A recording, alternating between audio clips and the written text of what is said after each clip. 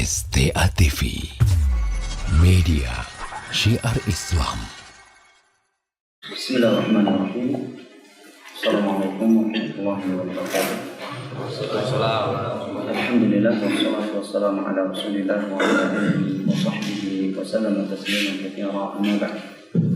Yang mana yang kita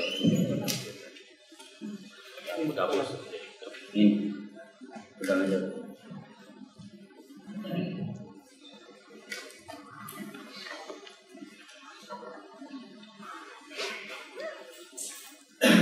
Alhamdulillah wassalatu wassalamu ala Rasulillah wa ala alihi wa sahbihi wa sallam tasliman katsira amma ba'd.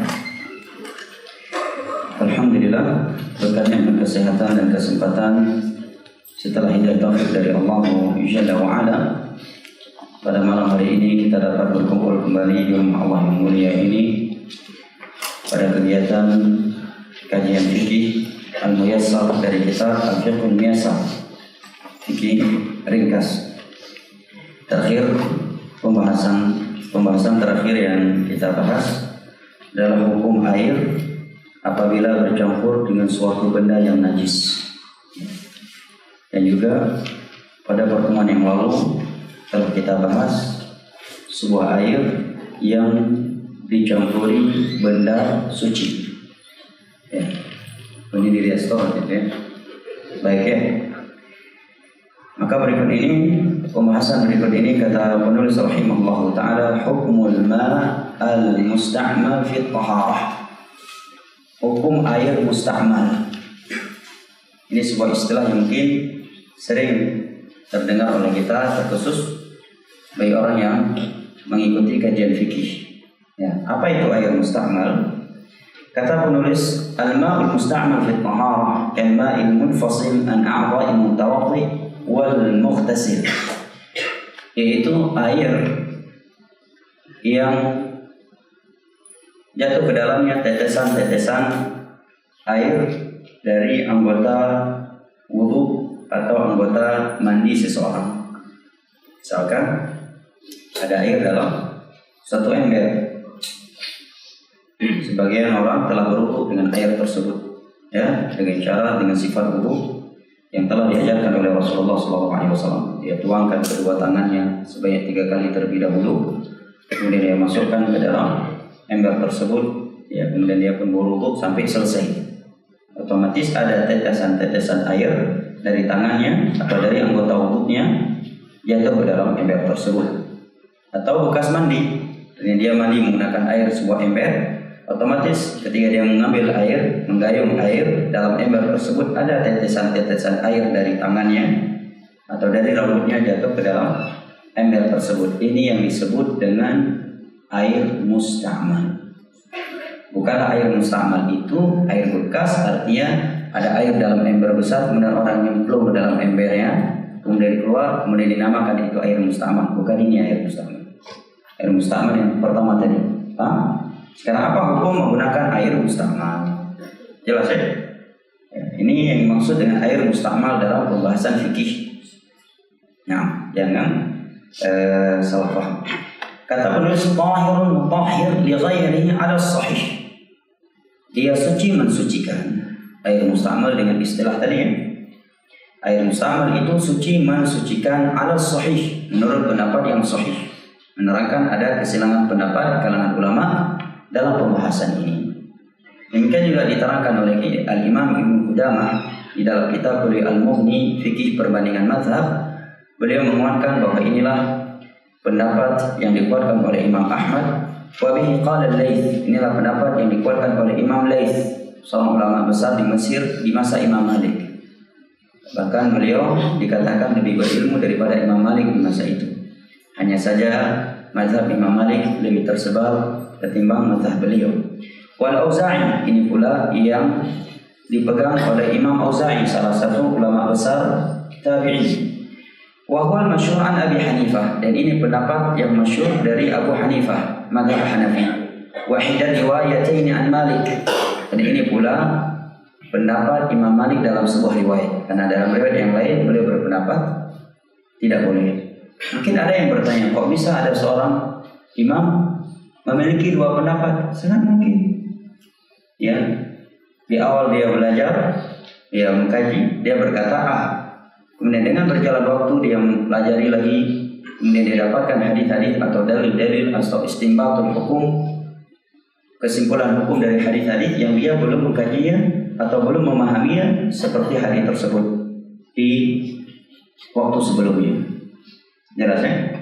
Nah, sehingga disebut Imam Syafi'i terkadang memiliki pendapat yang lama dengan pendapat yang baru.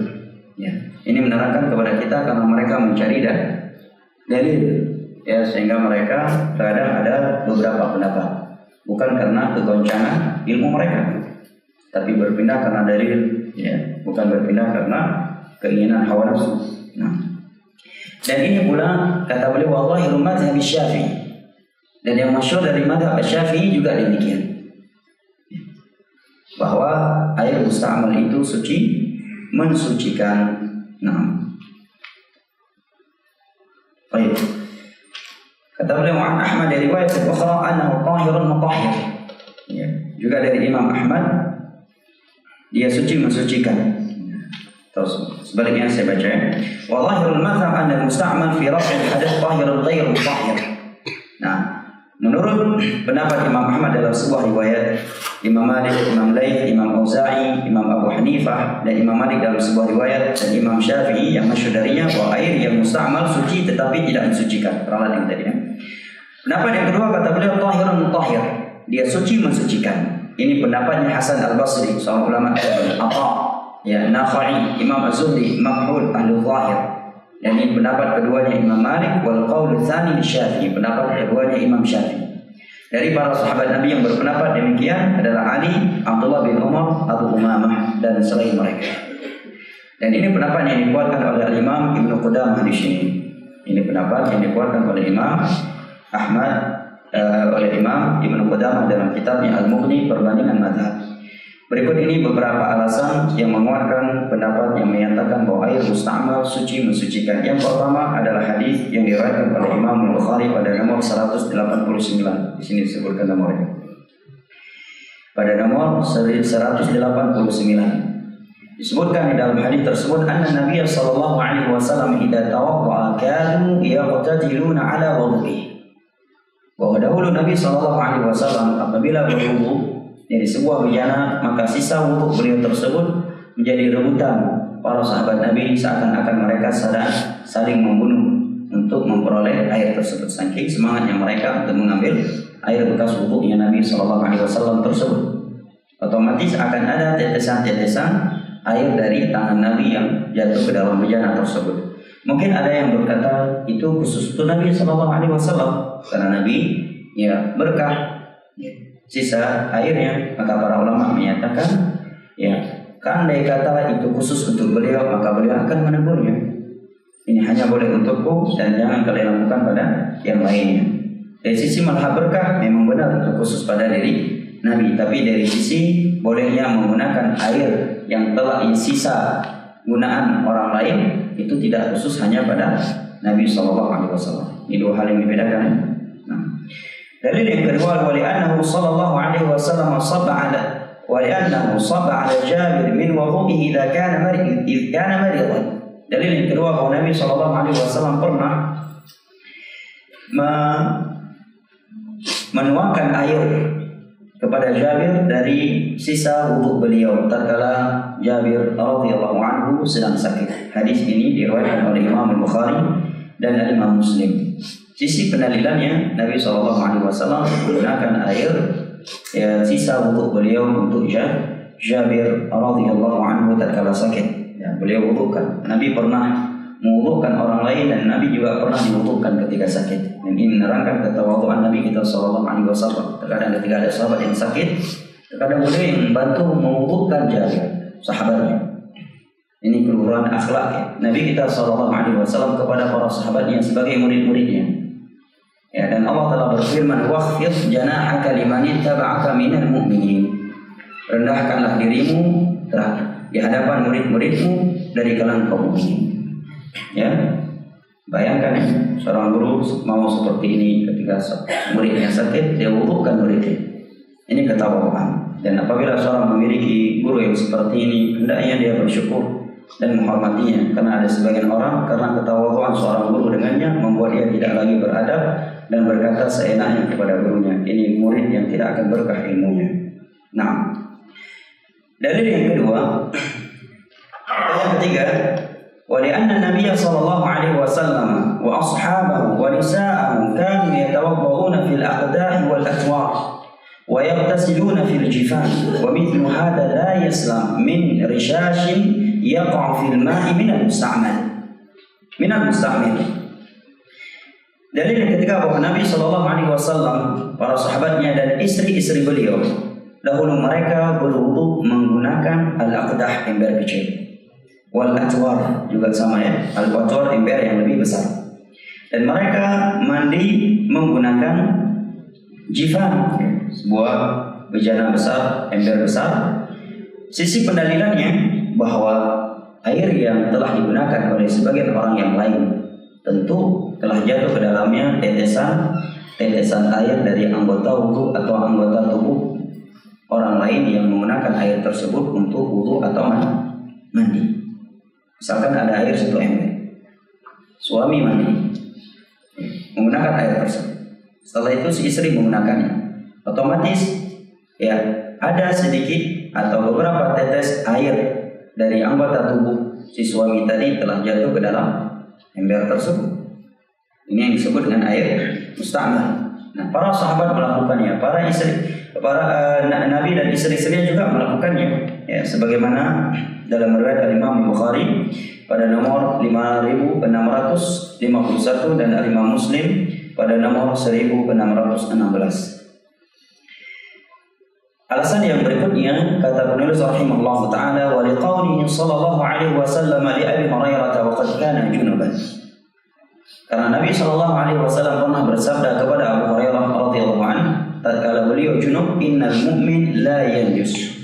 Wahai Abu Hurairah, sesungguhnya seorang mukmin itu tidak najis. Maka tetesan air dari tubuhnya pun tidaklah najis.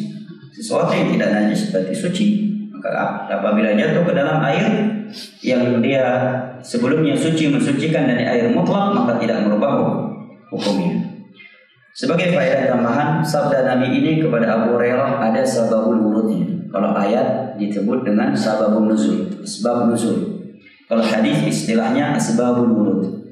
Sebab turun ayat disebut dengan asbabul nuzul. Kalau untuk hadis, misalkan Nabi bersabda karena suatu sebab itu diistilahkan dengan asbabul wurud. Untuk ayat asbabul nuzul, untuk hadis asbabul wurud. Jadi ada sababul wurudnya, bahwa suatu ketika Nabi Shallallahu Alaihi Wasallam berjumpa dengan Abu Hurairah di salah satu jalan di Madinah. Dari saat itu Abu Hurairah junub, ya belum mandi. Maka kata Abu Hurairah, fan khanastu anhu faghtasaltu. Maka aku pun pergi diam-diam. Dari Nabi Shallallahu Alaihi Wasallam. Tidak lama kemudian, kalau bisa merapat sedikit biar teman-teman yang telah datang bisa muat. Aku pun pergi diam-diam dan tidak lama kemudian aku datang kembali kepada Nabi Sallallahu Alaihi Wasallam. Maka Nabi pun bertanya kepadaku, Aina kunta ya Abu Hurairah? Dari mana kamu wahai Abu Hurairah? Tadi Anda tiba-tiba menghilang, tiba-tiba nongol lagi. Maka Abu Hurairah radhiyallahu anhu menyatakan, ya Rasulullah, kuntu junuban. Fakarihtu an ujalisaka wa ana ala ghairi taharah. Wahai Rasulullah, aku tadi dalam keadaan junub. Maka aku enggan, tidak mau duduk bersamamu dalam keadaan aku junub. Demikian adabnya mereka para sahabat Nabi sallallahu alaihi wasallam kepada guru terbesar mereka, Nabi sallallahu alaihi wasallam. Ketawaduan Nabi bersama mereka tidak membuat mereka berbuat sesukanya terhadap Nabi. Ya, berbicara sesukanya bersama Nabi dan tidak membuat mereka tidak beradab bersama beliau. Mereka adalah orang-orang yang beradab sehingga ilmu mereka pun berkah. Ya, dan ini yang hendaknya kita perhatikan. Ya, dan rata-rata orang yang menuntut ilmu agama, ikut kajian penuh dengan adab, rata-rata diberkahi ilmunya dan istiqamah. Ya, dan rata-rata orang yang tidak beradab, kurang tawadhu'nya, rata-rata mereka tidak istiqamah. fakta dan kenyataan telah membuktikannya. Nah, maka Nabi SAW mendengar demikian pun menyatakan subhanallah. Kata Allahu Akbar, innal mu'min la yanjus hayyan wa mayyitan. Wahai Abu Hurairah radhiyallahu anhu, sesungguhnya seorang mukmin itu tidaklah najis hidupnya dan mati. Ini dalil yang sangat kuat. Karena kalau dikatakan air musta'mal tidak suci, maka maknanya berarti tubuh seorang mukmin najis. Kalau tidak najis, maka kenapa dikatakan air yang tadinya suci mensucikan dikatakan tidak boleh lagi digunakan untuk bersuci hanya dikarenakan jatuh ke dalamnya beberapa tetes atau bekas atau sisa air, sisa seorang mukmin yang menggunakannya untuk wudu dan atau mandi. Ini beberapa alasan yang menerangkan kepada kita yang dijadikan sebagai dalil oleh sebagian ulama yang berpendapat bahwa air musta'mal itu suci mensucikan. Air musta'mal itu suci mensucikan, dan itu pendapat yang paling kuat. Apa definisi air musta'mal? Tetesan air yang jatuh ke dalam tetesan air yang jatuh ke dalamnya. Air hujan juga jatuh ke dalamnya, berarti jadi air musta'mal. Sudah dipakai. Hah? Sudah dipakai. Ini mudah lagi air sisa wudu atau mandi orang lain. Ya, air sisa. Ya, air sisa wudu atau mandi orang lain. Seperti apa sisa wudu? Misalkan ada air 1 ember. Ada orang yang berwudu dan memasukkan tangan ke dalamnya, tentunya sebagaimana sifat wudunya Nabi SAW. Keliru anggapan sebagian orang kalau berwudu tidak boleh memasukkan air ke dalam gayung, nggak boleh memasukkan kedua tangan ke dalam gayung. Sehingga sebagian mereka setiap kali menyiram anggota wudunya diangkat dengan menggunakan gayung, sehingga sebagian mereka ketika berwudu menghabiskan 2 sampai 3 gayung. Betul kan? Ya, menghabiskan 2 sampai 3 gayung dan anggapan tadi. Maka kita katakan keliru. Kenapa? Yang pertama, Nabi SAW telah melakukannya sebagaimana dalam hadis Utsman dan dalam hadis Abdullah bin Zaid Al-Mazini radhiyallahu anhu. Anak siapa yang tadi manggil ayahnya kayaknya? Nah, sayang anak. Nabi pernah lagi di atas mimbar khutbah, datang Hasan dan Husain, beliau turun dari mimbar mengambil anak-anak. Nah, sayang anak Bang Erwin. Baik. Gimana dari bahwa hadis Utsman dan hadis Abdullah bin Zaid Al-Mazini radhiyallahu anhuma dalam riwayat Imam Al-Bukhari dan Muslim bahwa Nabi SAW mereka mempraktekkan wudunya Nabi SAW dan mereka tuangkan gayung air dari gayung tersebut ke telapak tangan mereka sebanyak 3 kali. Setelah itu fa adkhala yaminahu fil wudu, dia pun memasukkan tangannya ke dalam gayung, kemudian dia berkumur-kumur. Ya, berkumur-kumur, kemudian memasukkan kembali tangannya ke dalam gayung, faghasala wajhahu, kemudian mencuci wajahnya. Kemudian kembali memasukkan tangannya ke dalam gayung, kemudian faghasalahu hatta ilal mirfaqain, mencuci tangannya sampai kedua sikunya. Kemudian memasukkan kembali kedua tangannya ke dalam gayung, kemudian mengusap kepadanya. Bada'a bi muqaddami ra'sihi ila qafah, thumma raja'ahuma ila makani alladhi bada'a min. Maka beliau pun mengusap kepalanya dan kedua tangannya dari depan sampai ke belakang, kemudian beliau kembalikan kembali kedua tangannya itu ke tempat di awal beliau memulai mengusap itu ke depan. Setelah itu beliau mencuci kedua kakinya. Ini dalil menerangkan bahwa Nabi dan para sahabat yang ketika berwudu memasukkan tangannya ke dalam gayung, sehingga Nabi dan para sahabat yang ketika berwudu air 1 gayung itu cukup, bahkan lebih. Ya, bahkan lebih. Alasan yang kedua, kita tanyakan, apa yang membuat Anda beranggapan tidak boleh memasukkan tangan ke dalam gayung ketika berwudu? Pasti dia akan menjawab, ya khawatirnya ada najis. Maka kita katakan, kalau ada najis, bersihkan dulu najisnya, baru berwudu. Setelah itu sudah dipastikan bahwa tidak ada lagi najis di tubuh. Kedua, kita katakan tidak boleh kita mengkayak-kayakkan ada najis. Karena ilmu agama, ilmu suci, ilmu najis itu ilmu pasti, bukan ilmu meragukan. Maka di dalam kaidah fikih disebutkan wal aslu fil miyahi wa thiyabi wal makani at-taharah.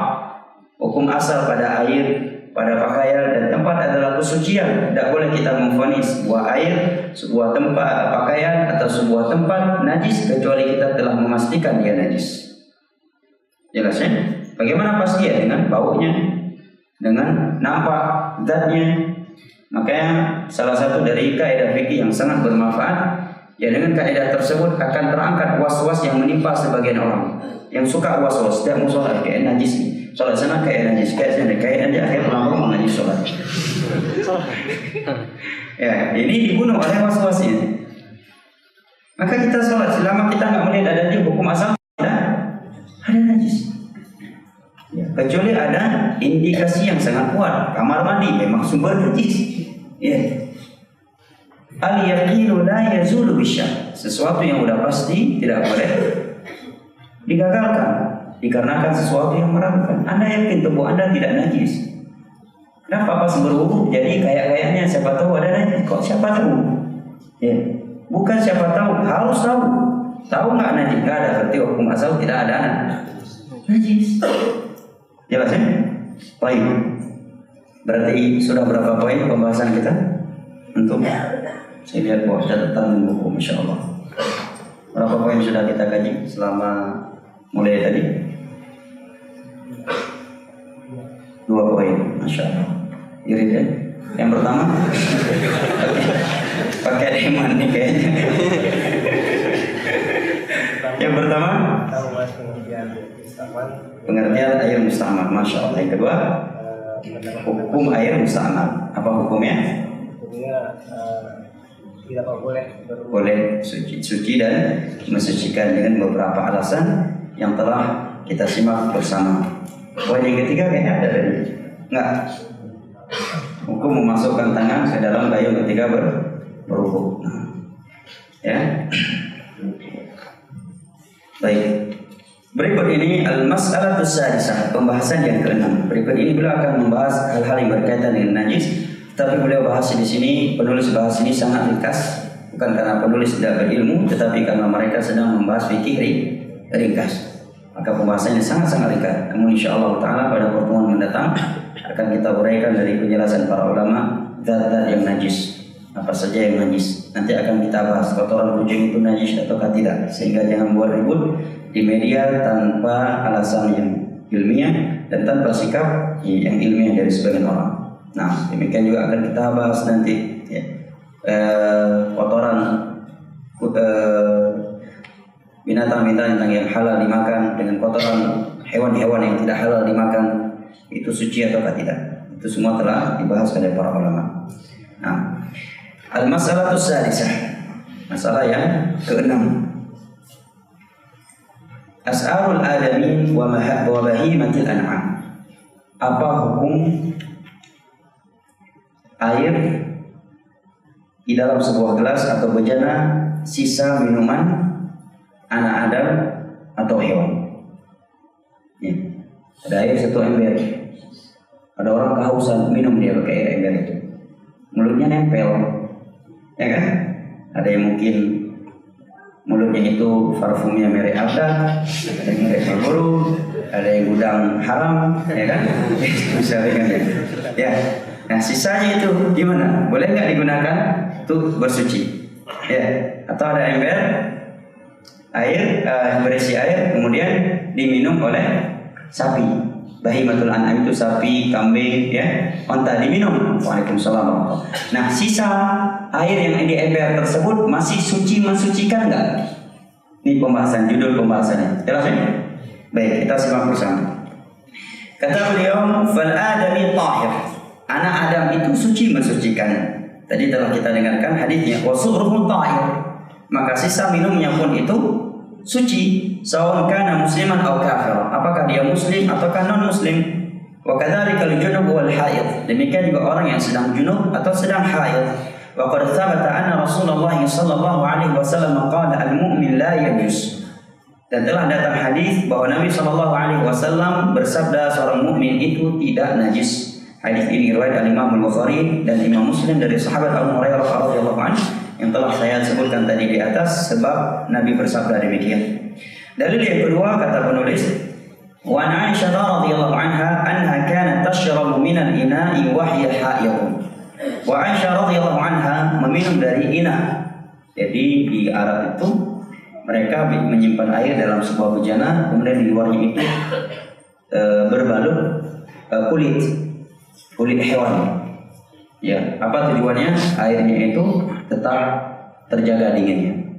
Ya, apalagi di Yaman di musim panas, mereka ambil air dari air petnya itu dingin, mengeluarkan air yang dingin, mereka letakkan di dalam bejana, kemudian mereka balut dengan goni ya kalau di sana. Kalau di masa Rasulullah dengan kulit atau dengan goni, supaya airnya tetap terjaga dingin atau terjaga bagus. Nah, Aisyah radhiyallahu anha meminum dari sebuah bejana dan beliau sedang haid. Fayaqulu Rasulullah sallallahu alaihi wasallam fayad'u fahu ala mawdi'i fiha. Maka Nabi sallallahu alaihi wasallam setelah itu mengambil bejana tersebut dan meletakkan mulutnya di tempat Aisyah radhiyallahu anha meletakkan mulutnya ketika minum dari bejana tersebut. Hadis ini diriwayatkan oleh Imam Muslim. Sisi pendalilannya untuk pembahasan di atas menunjukkan bahwa sisa minuman seorang muslim itu suci. Ya, bekas mulut seorang muslim itu suci. Maka kalau dia suci, maka air yang tadinya hukum asalnya suci mensucikan, tatkala ada seorang muslim atau non muslim meminumnya, maka sisanya tidak dikatakan najis karena belum tersentuh dengan benda najis. Pada pertemuan sebelumnya telah kita bahas air yang jatuh ke dalamnya benda najis. Ya, bahwa yang rajih apabila air tersebut tidak berubah salah satu dari 3 sifatnya, warna, bau, dan rasanya menjadi bau, rasa, atau warna najis, maka dia tetap najis. Dan juga telah kita bahas apa hukum air yang 2 kullah, ya, 2 kullah dengan definisi hadis, dan masuk ke dalam ibadah najis. Ini juga kita bahas bahwa itu tidak najis, apalagi yang masuk ke dalamnya benda yang tidak najis dan tidak berubah warnanya, ya kan? Kecuali ludahnya 1 ember pula baru berubah. Nah, ini baru masuk pada pembahasan apabila air yang suci mensucikan berubah warnanya, baunya, rasanya, tetapi dengan benda yang najis, dengan benda yang suci, apakah dia menjadi najis? Ya, yang rajih dia tidak menjadi najis, tetapi tidak bisa lagi menjadi mensucikan apabila namanya sudah berubah, tidak lagi nama air yang mutlak. Dan kalau orang melihat airnya tidak lagi menamakan air, tapi sudah menamakannya dengan air dengan sebuah sifat, dia akan dinamakan air kopi, air teh, air ludah, ya, maka tidak lagi bisa digunakan untuk mensucikan walaupun dia tidak najis. Jelas ya? Nah, ini sisi pendalilannya bahwa Nabi SAW bahwa sisa minum seorang muslim itu tidak najis. Di sini juga ada pendidikan lain, ya, ada sebuah pelajaran yang bagus untuk kita semua yang telah berkeluarga dan bekal buat adik-adik kita yang masih berstatus jomblo dan single mulia, ya, untuk senantiasa menciptakan, ya, suasana romantis dalam rumah tangga. Ya, jangan kalian terpengaruh dengan film Korea, itu tipu semua, ya, tidak benar. Ya, sebaik-baik media yang menerangkan dan mencontohkan keharmonisan rumah tangga adalah rumah tangga Rasulullah SAW. Seorang muslim dan muslimah nggak butuh nonton film Korea atau sinetron tersanjung, ya, dan semisal dengannya, ya, nggak butuh, ya, cukuplah bagi dia Rasulullah SAW, rumah tangga Rasulullah dan para sahabatnya. Coba lihat di sini. Padahal Rasulullah kalau minum langsung aja biasa, tapi beliau cari mana bekas mulutnya Aisyah radhiyallahu anha. Ya, maka dari itu pun si istri dianjurkan untuk senantiasa memperbaiki atau memperhatikan kebersihan mulutnya. Ya, kalau mulutnya bau juga, kalau suaminya sayang sama dia, pikir juga. Ini istri sikat gigi sebulan sekali. Masalah romantis sih romantis, tapi bau juga tetap. Ya kan? Makanya di dalam sebuah hadis yang sahih, Nabi melarang seorang suami pulang safar mengketok pintu rumah istrinya di malam hari. Apa alasannya? Nabi menyebutkan si istri tidak sempat menyisir rambutnya sehingga dia akan melihat istrinya dengan sebuah penampilan yang nantinya syaitan memberi bisikan di hatinya tidak lagi cinta kepada istri atau berkurang cintanya. Nah, di sini di antara pelajaran yang bisa dipetik kata Syekh Muhammad bin Shalih Al-Utsaimin dalam Syarah Riyadhus Shalihin, agar seorang istri selalu menjaga penampilannya, agar seorang istri selalu menjaga penampilannya dengan sampai ya seperti sebagian wanita zaman sekarang kalau keluar rumah masya Allah dandanannya seperti ratu ya, wajahnya seperti permainan menanu penuh dengan make up ya, lipstick, tetapi ketika di rumah seperti kuntilanak yang sudah berumur 85 tahun ya. Ya memang sebagian wanita seperti itu, kalau keluar rumah masya Allah macam bidadari ya. Tapi ketika di rumah seperti kuntilanak yang sudah berumur 85 tahun ya, dengan dasternya yang sudah sebulan tidak tercuci ya, bau bawang, minyak dan sebesarnya. Ini tidak tepat seperti itu ya. Rumah tangga seorang muslim dan muslimah itu abadi madu, bukan sekedar bulan madu, dia hidup dan mati madu. Nah, kemudian kata penulis di sini rahimahullah taala, wa qad ajma'a al-ulama ala taharati su'ri ma yukal lahmihi min bahimatil an'am wa ghairiha. Seluruh ulama telah sepakat bahwa sisa air dari hewan yang halal dimakan dagingnya itu suci mensucikan. Suci mensucikan. Jelas ya? Jadi kalau ada air dalam satu ember, datang kambingnya dos sisa. Nanti mau ngubah bekas kambing ini. Nggak ada air lagi gimana? Suci nggak? Suci mensucikan. Karena air ya sisa minuman binatang yang halal dimakannya sepakat seluruh mazhab, seluruh ulama Islam itu suci. Maka kalau dikatakan suci, apa alasan untuk dikatakan air yang tadinya suci mensucikan tidak lagi mensucikan, sedangkan baunya belum berubah, warnanya belum berubah, dan rasanya pun belum berubah. Sedangkan Nabi SAW menyatakan al-ma'u la yunajjisuhu syai'. Air yang suci mensucikan itu tidak ada satu benda pun yang bisa menajiskan dia sampai berubah salah satu dari tiga sifatnya, warna, bau, dan rasanya, karena jatuhnya benda najis ke dalamnya. Jelas ya? Kemudian kata penulis rahimahullah taala, amma ma la yukalu lahmuhu kas-siba'i wal humur wa ghayriha fa sahih anna suhraha tahir wa la yu'athir fil ma'i wa bi khassatin idza kana al-ma'u kathira. Adapun hewan yang tidak halal dimakan dagingnya seperti binatang buas atau keledai, maksud keledai di sini adalah keledai ahli peliharaan, karena keledai dalam Islam terbagi menjadi dua, keledai peliharaan dan keledai wahsy, keledai liar. Keledai peliharaan haram dimakan, sedangkan keledai wahsy liar itu halal dimakan. Saya nggak tahu di Indonesia ini ada keledai nggak? Nggak ada keledai ya. Kalau gini hewannya keledai nggak ada. Baik, hewan keledai tidak ada di Indonesia, insyaallah. Ya kan? Karena dia hidup di padang pasir setahu Anda. Kok ketahuan Anda bilang nggak ada? Jangan politis ya. Saya memang benar membahas keledai nggak ada di Indonesia setahu Anda. Dia hanya bisa hidup di tanah Allah. Atau ada yang pernah lihat di kebun binatang? Ada yang tahu? Ya. Kalau itu keledai peliharaan maka tidak halal dimakan. Tapi itu kalau itu keledai liar maka halal dimakan. Nah, yang dimaksud di sini dengan keledai peliharaan, pendapat yang sahih kata penulis di sini bahwa air sisa minum dia adalah suci dan tidak menjadikan air yang suci tersebut menjadi najis, apalagi airnya itu banyak ya. Dan definisi air banyak menurut para ulama fikih apabila dia berjumlah 2 kullah. 2 kullah itu kurang lebih 1.605 liter.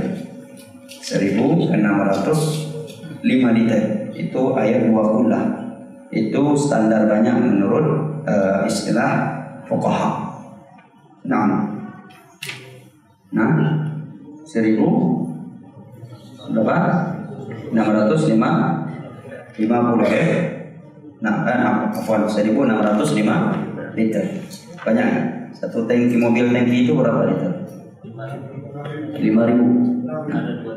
6.000 dua madhab, ada yang bilang 4.000. Dalam satu masjid bisa 2 madhab, masya Allah, berlapang dada. Qal amma idza kana al-ma'u qalilan wa taghayyara bi sababi syurbiha minhu fa innahu yanjus. Tetapi kalau airnya sedikit, ya, apa standar air sedikit? Kaidah air sedikit dalam pembahasan fikih di bawah 2 qullah. 1 qullah berapa airnya? 1.605 liter. Kemudian berubah warnanya, rasanya dan baunya dikarenakan hewan yang tidak halal dimakan dagingnya itu telah minum darinya, maka dia najis. Ini pendapat penulis di sini. Ini beranjak kepada pembahasan apakah sebuah benda, sebuah air yang suci mensucikan. Ini jatuh benda suci ke dalamnya, kemudian merubah daripada warna, rasa dan baunya akan menjadi berubah hukumnya. Jelas? Yang rajih dia tetap dikatakan suci. Ya, namun untuk dijadikan dia bisa mensucikan ataukah tidak tinggal dilihat penyebutan namanya. Apakah dia masih dikatakan air mutlak ataukah sudah dikatakan air muqayyad. Apabila warna, rasa dan baunya berubah sehingga ketika orang melihatnya tidak lagi menyebutkan air secara umum, tetapi sudah menyebutkannya air dengan satu sifat.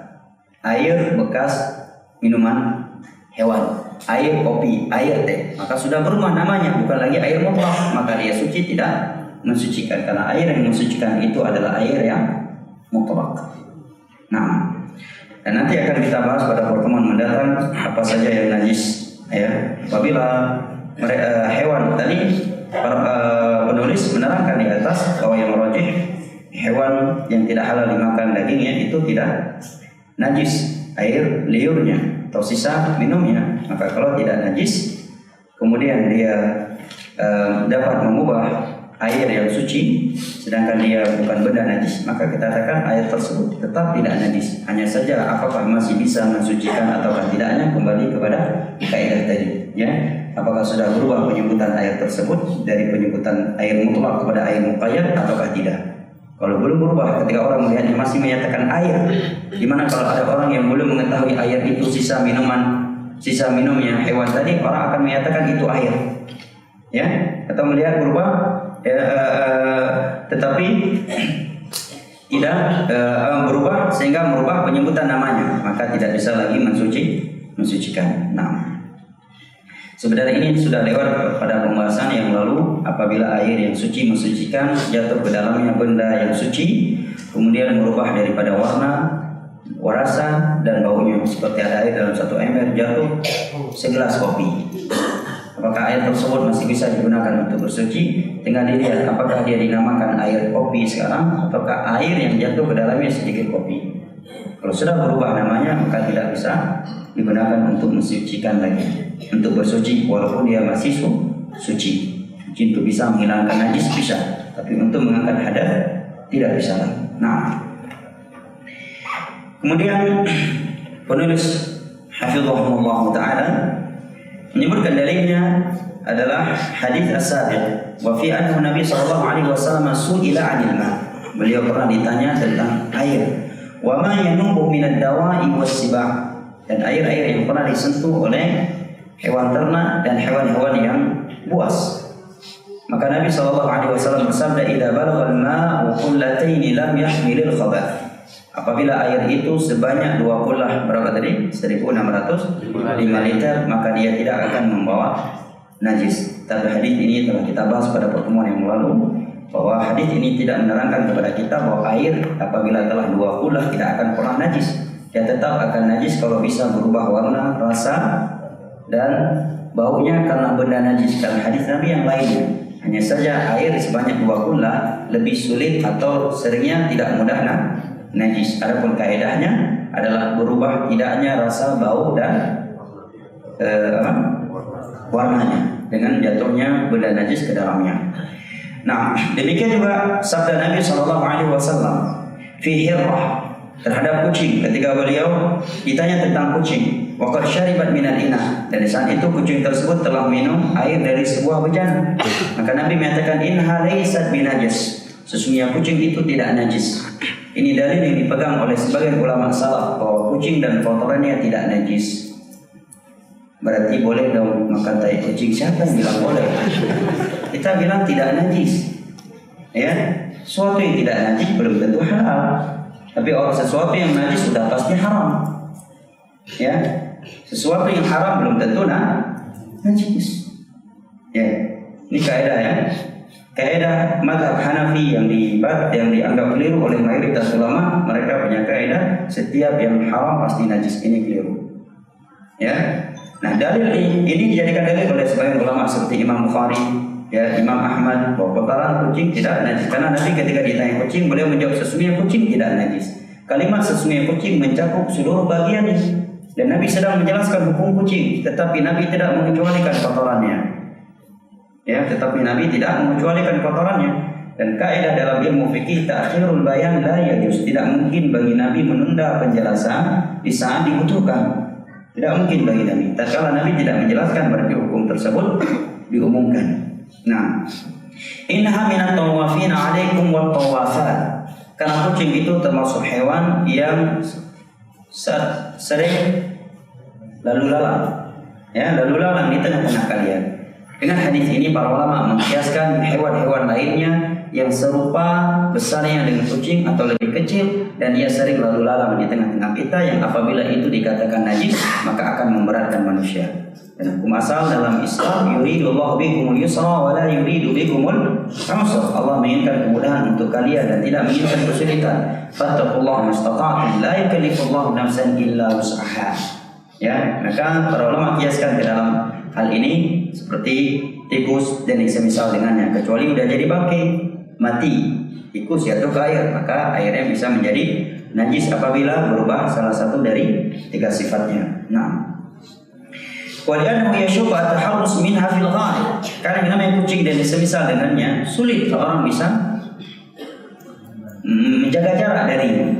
Apalagi orang-orang yang suka pelihara kucing. Ya, dia lebih senang tidur sama kucingnya daripada sama istrinya. Ini sudah normal. Ya, ada yang lebih sayang sama kucingnya daripada ya anaknya sendiri. Tingkah lakunya mengesankan demikian. Walaupun dia tidak ya ucapkan, kucingnya hilang baru berapa jam langsung dia cari. Anaknya sudah 1 harian nggak pulang, nggak dia cari. Berarti kan lebih sayang kucing daripada anaknya. Baik. Falau qulna bi najasati su'riha wa wujubi ghasl al-ashya' la kana fi dhalika masyaqqah. Andai kata dikatakan bahwa air yang telah diminum oleh kucing dan yang semisal dengannya dikatakan najis dan wajib dicuci setiap benda yang telah dijilat oleh kucing, maka ini akan memberatkan. Wa huwa marfu'atun an hadhihi ummah. Dan keberatan itu diangkat dari umat ini. Al-masyaqqatu tajlibu at-taysir. Sesuatu yang memberatkan itu memudahkan manusia. Adapun air liurnya mohon maaf anjing, maka sepakat para ulama itu najis. Adapun badannya maka terjadi keselisaian pendapat dan insyaallah taala akan kita uraikan lebih rinci pada pertemuan mendatang. Saya persilakan jika ada sesuatu yang ingin ditanyakan.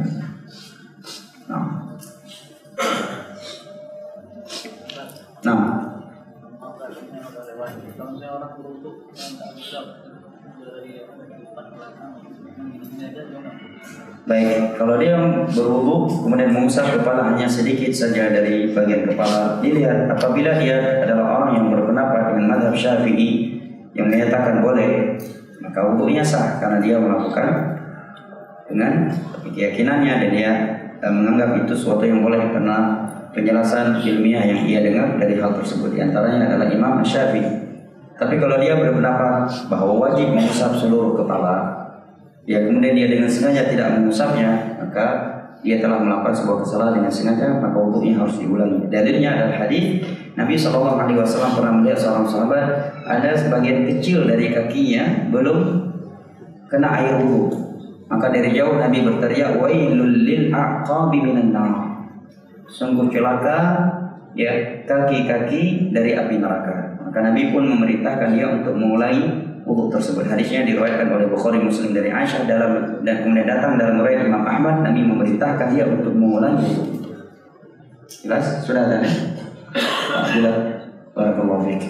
Baik. kita lanjutkan dengan kajian usul tafsir Al-Adab Syarh. Wallahu ta'ala a'lam bishawab. Subhanakallahumma wa bihamdik, asyhadu an la ilaha illa anta, astaghfiruka wa atubu ilaik. Tafadhalu barakallahu fiikum. STA TV Media Syiar Islam.